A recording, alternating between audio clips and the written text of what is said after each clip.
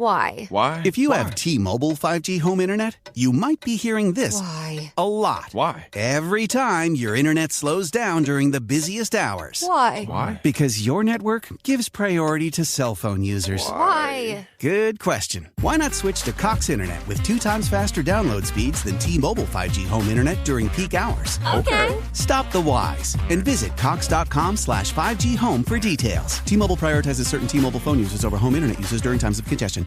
The South Dakota Stories, Volume 5. South Dakota seemed like the perfect place to unplug. But I ended up connecting to the world around me. A world where each sunset was painted, where I felt adventure's pulse with every step, and where cold water trickling, pine swaying, and grunting bison became my favorite soundtracks. I just wish I didn't have to leave. There's so much South Dakota, so little time. It's time to get inside the Giants Huddle. Let's go, let's go, let's go. On Giants.com. I like it, I like it. And the Giants mobile app. Boom, give me some juice. Part of the Giants Podcast Network. Let's roll. Welcome to another edition of the Giants Huddle Podcast, brought to you by Citizens, the official bank of the New York Giants. My name is John Schmelk. A new guest today from Pro Football Focus. We've had a lot of guys from PFF on over the years, whether it's Steve, Sam, Brad, all the guys over there. And now we have a new man. He is Arjun Menon. He attends University of Michigan. He's a PFF analyst. Just put a great article last week talking about offseason resources. And as the Giants kind of begin their offseason process, I thought it would be a great time to kind of set the stage as to what's to come. Arjun, appreciate the time, man. Nice to meet you. How are you?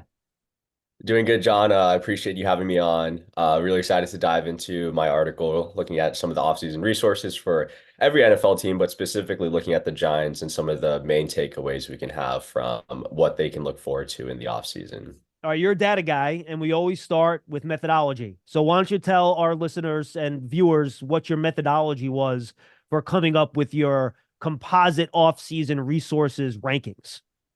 Yeah, for sure. So I think the main thing there is kind of prioritizing what matters and what doesn't. So going into every offseason, I think there's two things that fans or even just teams look forward to. One is the free agency and one is the draft. Going into free agency, you have basically one thing at your disposal, which is cap space.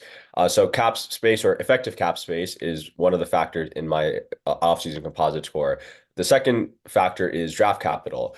Now, between the two, I weigh draft capital a little bit more just because I think it's more important from a general roster building standpoint, because I think draft capital gives you the opportunity to get good players on cheap deals for at least 4 years. And if you take them in the first round, you could get them for 5 years. And in general, for teams with veteran contracts, I think draft capital is more important because you don't have the cap space to be able to go out and get players because you have a quarterback that's making $40+ million a year. And I think that's especially relevant to the Giants, who did sign Daniel Jones to that type of deal last offseason. So in my offseason composite score, the way I weight my factors, so there's three factors. I only mentioned two. So draft capital is weighted the highest, then it's effective cap space. And the final metric in my composite score is proratable money, which is basically when you can convert up to 80% of a veteran player's roster bonus and base salary in the upcoming year, and you can turn that into a signing bonus to either prorate over the length of the contract, or you can create void years to extend the contract and prorate that money even more. So I wanted to not reward teams, but to account for the fact that teams like the Saints and the Dolphins have all of this money tied up in base salaries and roster bonuses that they could turn into signing bonuses and create cap space in 2024. Now, specifically for the Giants, that's not something that they have a lot of room to do, but they're about league average in that area. So that's the kind of the methodology. That's how I kind of thought of things from a process standpoint and how I kind of weighted some of these factors. Makes sense. When you say effective cap space, you're taking into consideration then cost of the draft class, roster bonuses, rather than just that kind of raw number you'll see on over the cap. Yeah, so effective cap space is basically saying if we fill out the 51-man roster, like this is what the cap sheet will look like. And yes, it is also taking into account once you sign your projected rookie class as of January 17th, what will your cap sheet look like from a cap space standpoint? All right, so let's kind of take this overall for the Giants first, then you can kind of break it down by area. You already mentioned kind of the ability to restructure and stuff like that. So where do you have the Giants in your overall composite? And then how do you have them in your kind of individual buckets? Yeah, so in my overall composite, the Giants actually show up fifth. So in the actual buckets, they're slightly below league average. So they're 18th in terms of effective cap space. They're fifth in terms of draft capital, and then they're about league average in terms of pro-ratable money. So anything related to the salary cap, they're basically at the league average. But once it comes to draft capital, they show up fifth, which in my opinion is a very good thing. I know you signed Daniel Jones to that long-term deal, which again, that puts a lot of money on the books for him specifically, and you're allocating a lot of that there. But you have the means to build around him if that is the direction that the Giants choose to go, with potentially getting good players on cheap deals. You traded away Leonard Williams for, I believe, a second round pick, or the draft capital equivalent of a second round pick. And again, that second round pick could be used to find another Leonard Williams, which might be unlikely, but that is kind of the process I think the Giants are going through. And just in general, from a generalized team building strategy, I think once you have those veteran quarterbacks, the draft and develop strategy is the most sustainable strategy, I think, in the NFL. Now, while I think the draft can be a crapshoot, it is incredibly tough to beat. Incredibly tough to be accurate year over year. I think if you have one of those drafts where you hit on a lot of picks, what like we've seen in recent years. I mean, the Kansas City Chiefs had an incredible 2022 draft, which led to a 2023 Super Bowl. The Saints had an incredible 2017 draft, which led to 4 straight playoff runs. It is possible, and all you need is one or two drafts with a veteran contract to turn your team around. And I think that's one of the strategies I think the Giants are leaning into, and I think that could lead them to more success down the road. And I imagine that additional second round pick is what kind of pushed the Giants up the draft composite rankings, correct? Yes, exactly. And that was factored into account. 100%. All right, let's go to the cap situation. You mentioned they're kind of league average cap wise, effective cap space. And I've kind of talked to people around here too. You're looking around probably around 20 million or so, correct? Yeah. Now, when you get into an offseason and you look at 20 million, give Giant fans an idea. Is that one big ticket item and then a bunch of guys after that? How effectively can you use that amount of kind of league average cap space? Yeah, so like I mentioned, I think the Giants have the means to create more cap space if they choose. And I don't necessarily think they have to do that. So my kind of, or at least from over the cap, they project about 80 a million in terms of what they can create. They don't necessarily have to create all of that because you're pushing money down the road. That's a lot of guaranteed money you're giving out, but they could if they wanted to. But in my opinion, with Daniel Jones and just with the kind of uncertainty of where the franchise is right now coming off a losing season, I don't necessarily think you want to push the chips all in. I think this is a good season to kind of evaluate the roster top to bottom.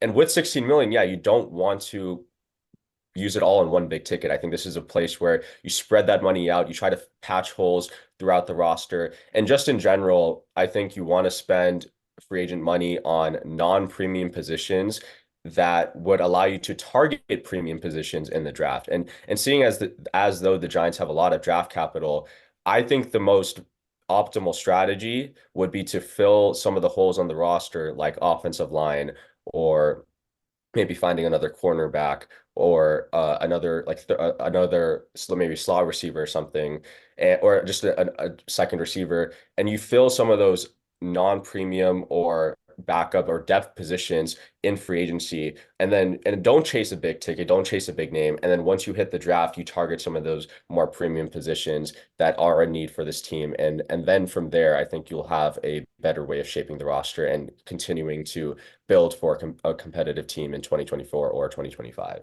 Yeah, I think you hit it. And for us here, kind of looking at where the Giants are, you talk about those non-premium positions in free agency, and the one I circle with the big red marker is guard, right? The Giants have circled through a lot of guards over the past few years. They haven't quite figured that position out. And you're looking at the top of the guard market, and there's probably not going to be anyone that makes Zach Martin money or anything like that this offseason. You're looking at what, like 12, 13 a year, give or take? Yeah, exactly. I think there are players that will hit that. There are some I think some great guards hitting the market. I think a couple of names that I've looked at: Robert Hunt from Miami, who was having a pretty good year before he got hurt. Kevin Dotson from the Rams, who the Rams traded for, and he turned out to have a career year as they completely changed their scheme from an outside zone scheme to a up the middle gap duo type scheme.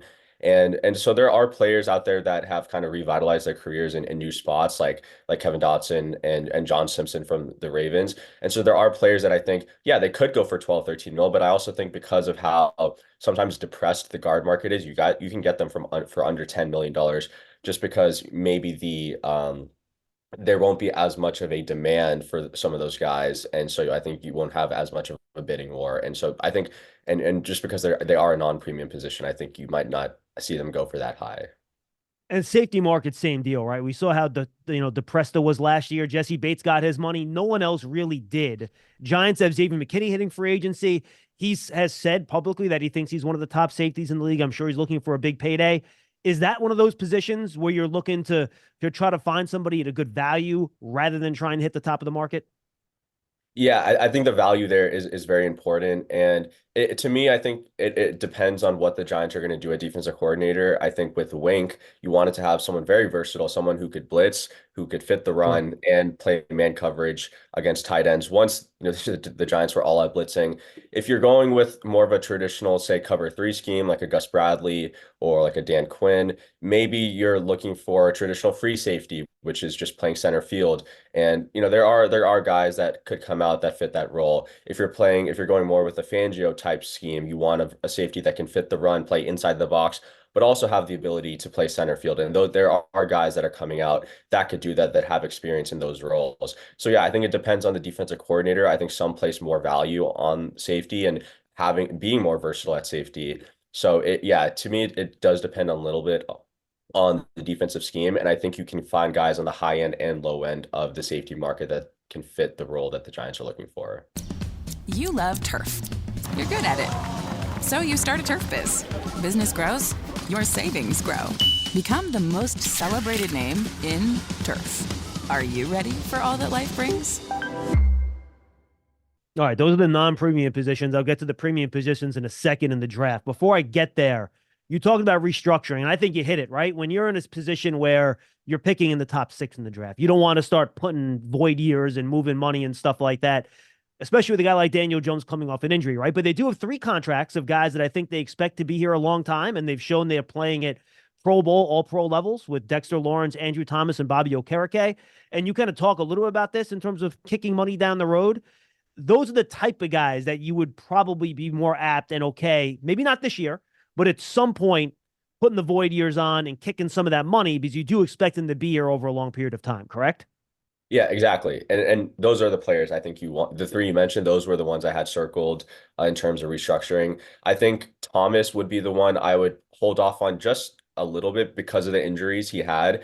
I think guaranteeing money for injury prone players, which I'm not going to classify Thomas as yet because I think previously he was pretty durable, but doing it off a injury plagued year, I don't necessarily think is the greatest thing. And I think Lawrence and Okereke had great years, and Lawrence, I think, has a shot to be first team all pro. So I think he definitely deserves it. Thomas, again, still a great player, but at least I'd want to see him play a healthy season before I think I guarantee all that money to him. And I think Okereke you could do it for too, even if he's not at a premium position, because I think he is probably one of the leaders of that defense.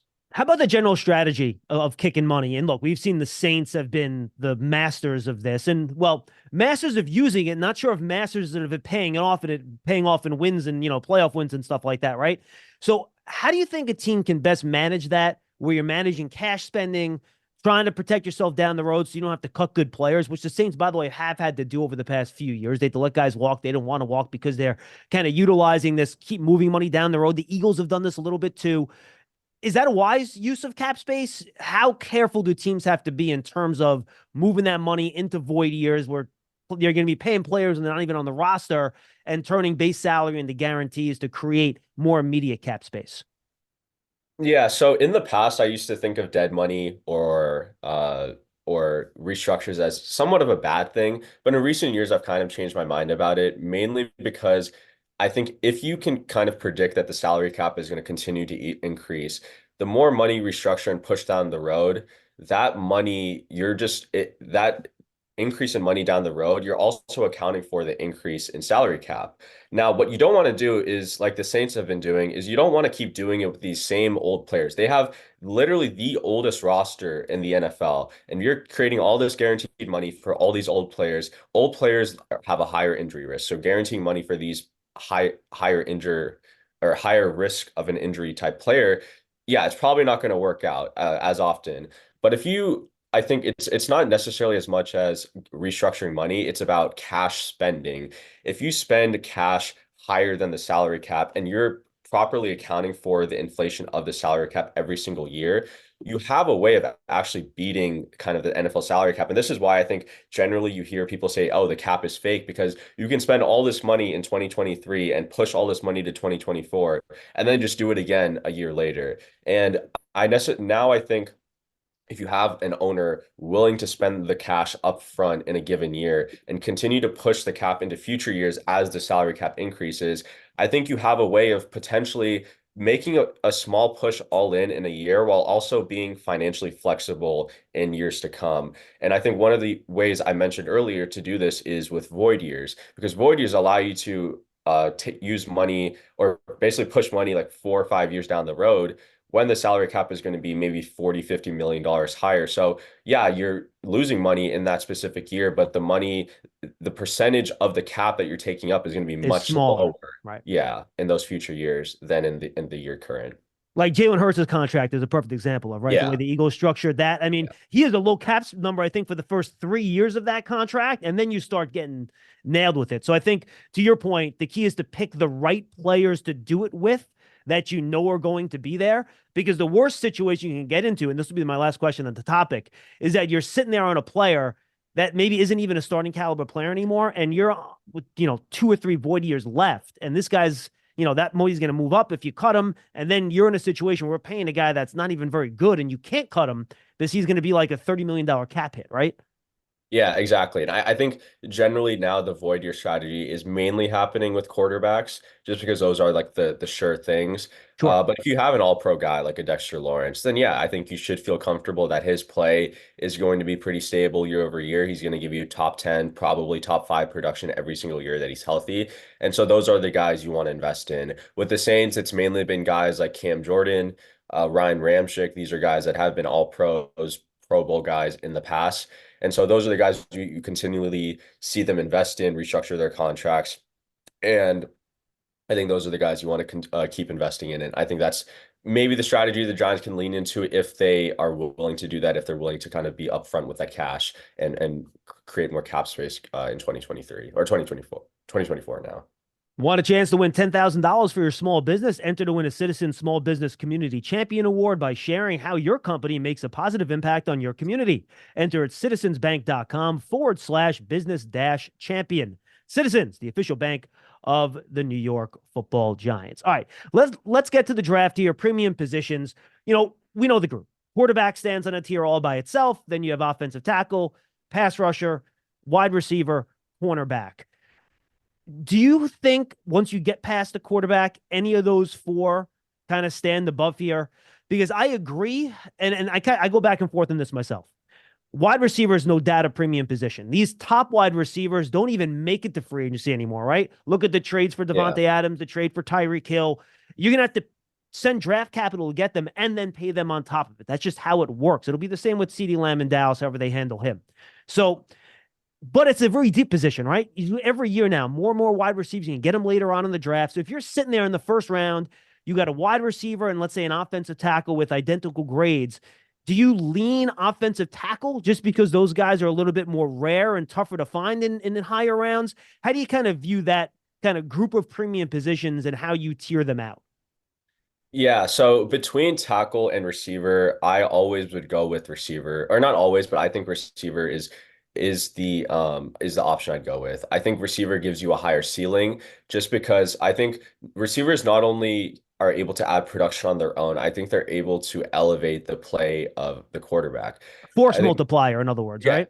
Exactly. Gotcha. And we've not only seen this in the draft with guys like Jamar Chase, But when teams are specifically asking for receivers as part of trades, like Stephon Diggs going to the Bills or DJ Moore going to the Bears, we've seen that force multiplier happen. Yeah. And while, maybe the Bears could be in the running for a quarterback at number one, I think we saw DJ Moore have a career year, and I think this was Justin Fields' most efficient season from a efficiency standpoint. And so from the Giants' perspective, I think they need a number one receiver, and this is something they've kind of lacked, I think, since the Odell Beckham Jr. days. They Sure. have a bookend left tackle at Andrew Thomas they don't need to replace. And while Evan Neal maybe hasn't been the player they've wanted, I think offensive lineman development isn't a 1 or 2 year thing. It could take till year 3 to develop. And we saw that with Andrew Thomas. It took him a year or two to develop. So I don't think giving up on Neal just yet it would be something that would be right for the Giants. And yes, I think receiver not only is the force multiplier for at the position and for the quarterback and for other receivers around them. I think generally you'll see that they provide more surplus value, which is basically the predicted value based on their production minus the actual money you're paying them. And I think over the 4 years, their development and how they can influence other players on the roster, I think will provide you more surplus value at pick 6 or at any point in the first round than taking an offensive tackle. How confident should teams be that they can find the quarterback that's not that premium top 5, top 10 pick?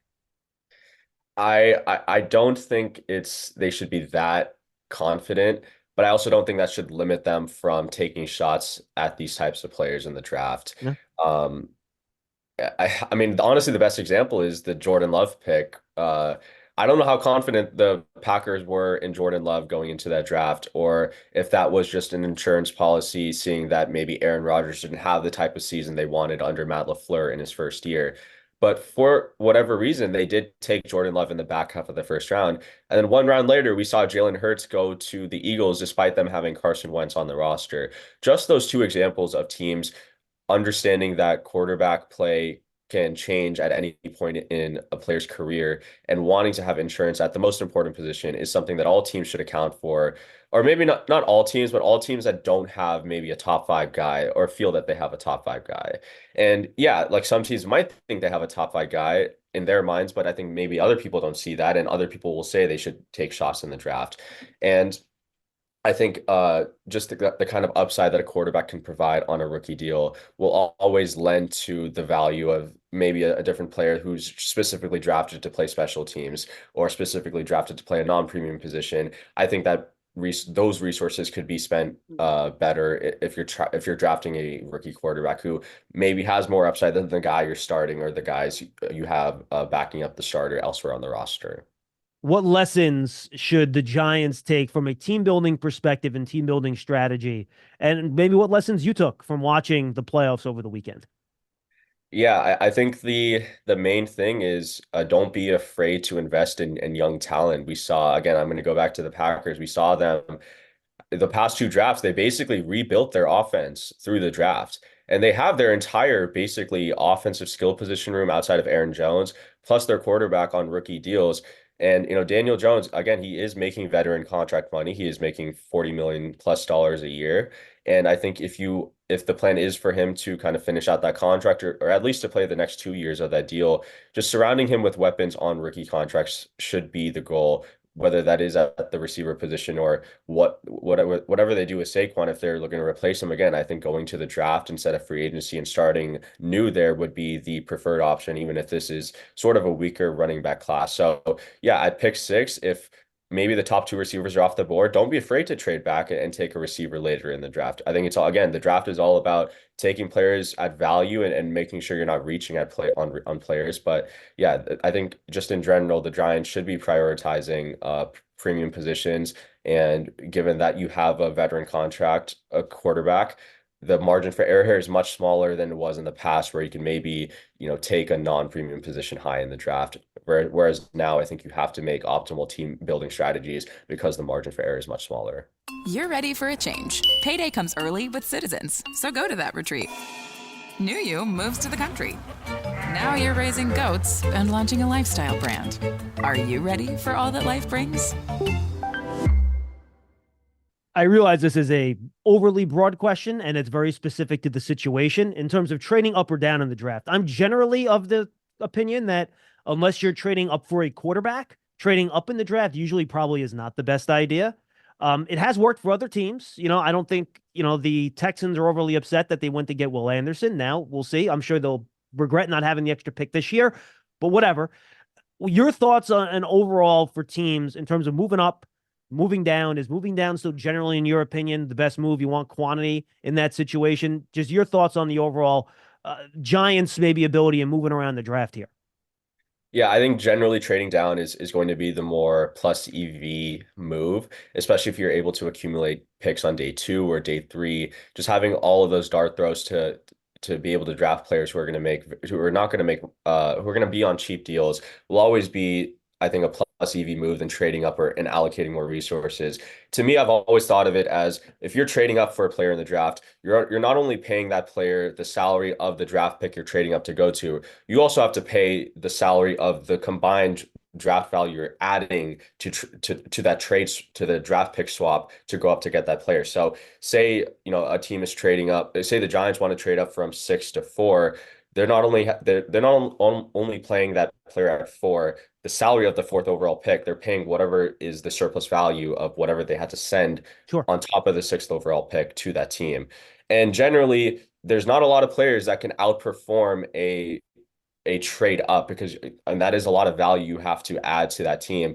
So while it can be a great player, maybe they're not producing at the level that you would want them to because of the value you went up to get them. And sometimes that's just the case. Like I don't know if Will Anderson will ever be the type of player. I don't know if Will Anderson over the course of his 4-year deal will produce like the 3rd overall player plus the 1st round pick the Texans had to trade for him.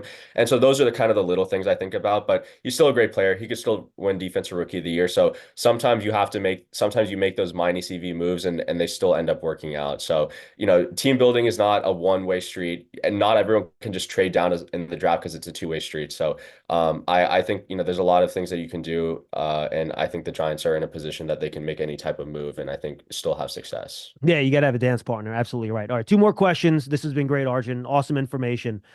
Give me an idea on the NFC East here. The Giants are trying to overtake Dallas and Philly. We know what happened with Dallas and Philly at the end of the year. As of this recording, both Mike McCarthy and Nick Sirianni are still employed. That's a by-the-minute deal here. So when this is posted, this might change. But give me an overall outlook in terms of offseason resources, where the Commanders, Cowboys, and Eagles kind of sit, and what the Giants will have to be competing with moving forward the next couple of years. Yeah, so out of the 4, the Commanders are in by far the best spot. As of this recording, they have the 2nd most cap space and the 2nd most draft capital. Obviously, they're picking in number 2, which at this point most likely seems like it's going to be a quarterback. And yeah, they have the cap space to go out and sign some maybe big ticket free agents. Now, why do they have that cap space? Well, they have Montez Sweat and Chase Young off the books, and that's also why they have a lot of draft capital. So just because they have a lot of, offseason resources, they have a pretty empty roster that they have to fill. And you typically don't want to just build your roster through free agency. And yeah, they're going to have to use their 1st round pick on a quarterback. So just because they have a lot of cap space and draft capital doesn't mean they're in a better spot necessarily than the Giants. But the other 2 teams, yeah, the Cowboys have the 3rd least amount of offseason resources. I think they made a big push this offseason, trading for Stephon Gilmore, trading for Brandon Cooks, and unfortunately just resulted in a wild card loss.